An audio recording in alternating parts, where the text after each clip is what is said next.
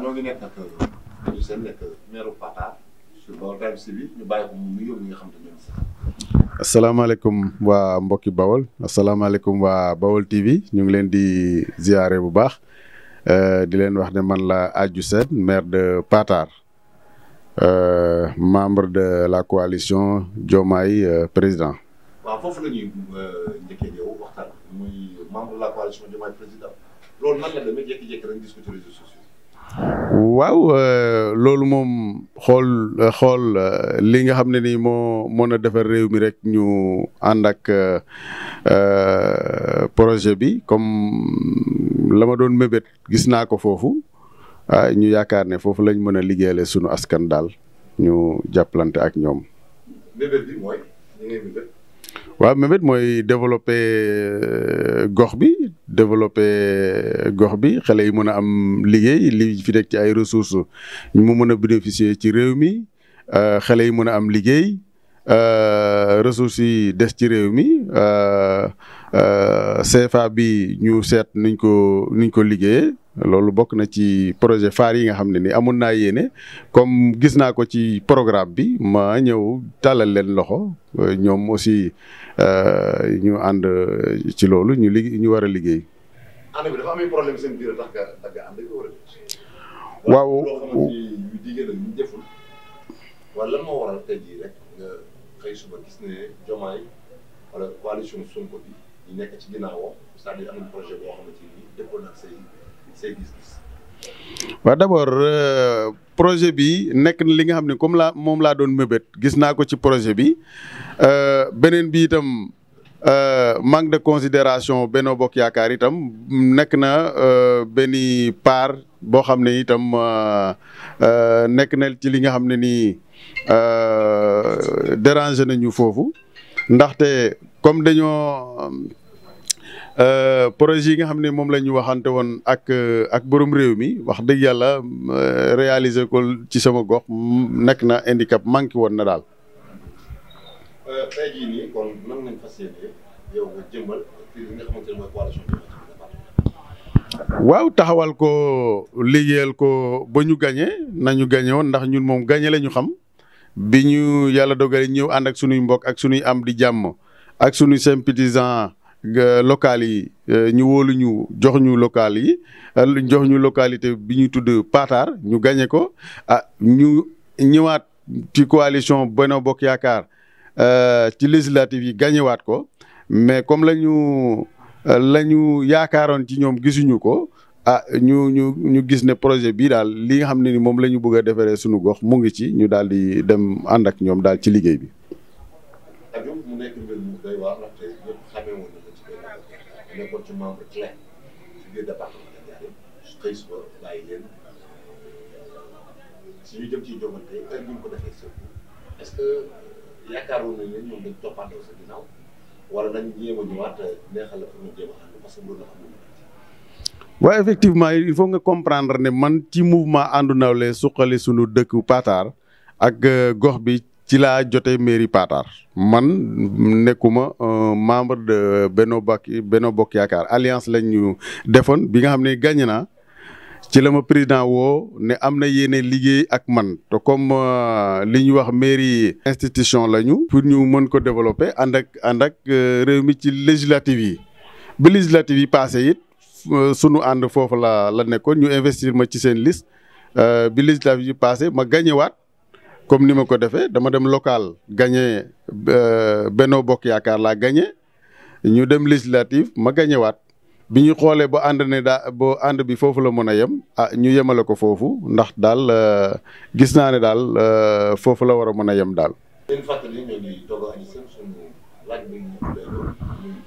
coalition parce que Diomaye Faye ngeen àndal nekk fii tamit ci Diourbel ñu nemmeeku na fi ñaari boor la fekk ak coono yu métti am yow nga ñëw ci biir coalition boobu est-ce que pare nga tey ci benn rôle ndaxte Ousmane Sonko yaakaar naa ne ñëw la boole la woote Ousmane Sonko tamit yaakaar naa ne ñuy xasee ci pouvoir bi nii en place bu dee tey jii loolu wóy na day mel ni Ndiarème moom li nga xamante mooy woote Ousmane Sonko maanaam dëkk ñaari division yooyu ban rôle nga ci gisee.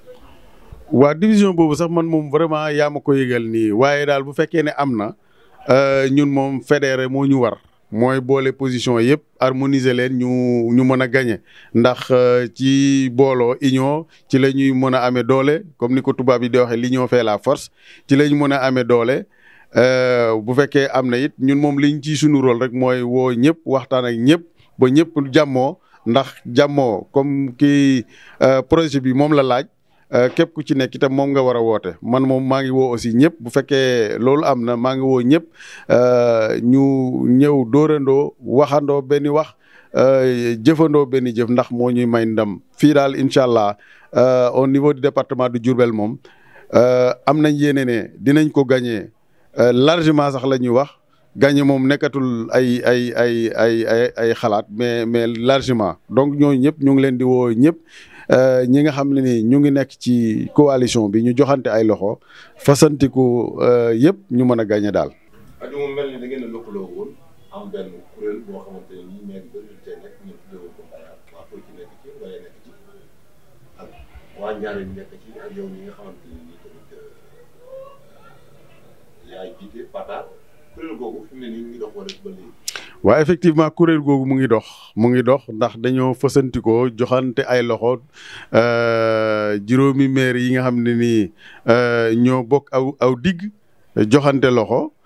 former benn entente bu ñuy wax intercommunalité tudde ko Mbayar boobu moom mu ngi dox waaye boobu nekkul politique boobu moom mu ngi dox ñu ngi déggoo am nañu sunu groupe boo xam ne ñu ngi cay liggéey waaw. mu mel ni nii dëgg la nekkul politique mais avant intercommunalité bi ñu koy teg daa mel ne ni yéen